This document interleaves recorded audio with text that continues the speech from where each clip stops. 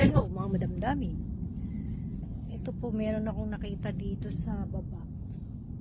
Pang exercise siya. Pag gusto nyo yan, pwede pa po yan. Tsaka ito. Ano siya ng aso? Cage ng aso. Diba? Meron pa siyang maliit na bago. Ay naku mga madam. Tinatapon dito sa Korea. Kesa sa bibili nyo pa. Mahal kaya ang gamit ng aso dito.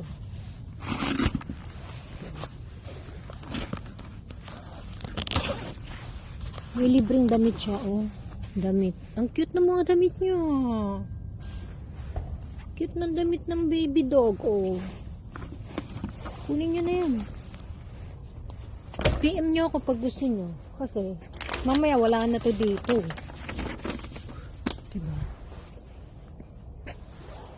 O, ito pa, oh. Stroller. Sa stroller, meron siyang Edia coffee. Tsaka, isang babasagin na, pwede lagyan ng salt, sugar. Tapos, ito naman, ano to, yung kainan ng baby. Kainan siya ng baby. Ayan. Sayang. Sayang siya pag hindi nakuha. Abo na! Kidaryo! Abo kidaryo! Chal kidaryo! Abo! Kidaryo! Kidaryo. Ipapasyal natin ang ating asusena.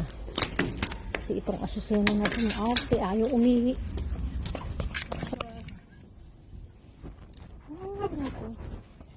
Kaming tinatapon dito sa Korea. Ito. Tsak na magaganda na sa loob yan. Dito. Yan. Pag mga ganyan, napapakinabangan pa. Kaya lang.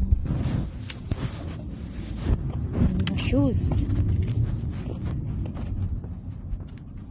Tignan mo rin din.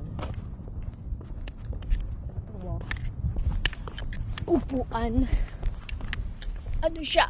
May ikot-ikot na upuan. At mat. Ito mat. Bago pa tong mat na to.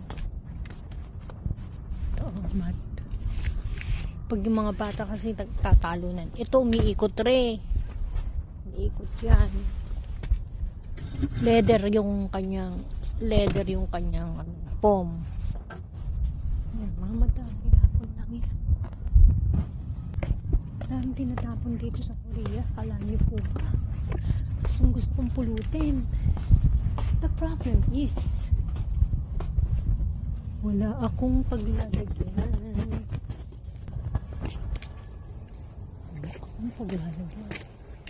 Ito pala yung kangko.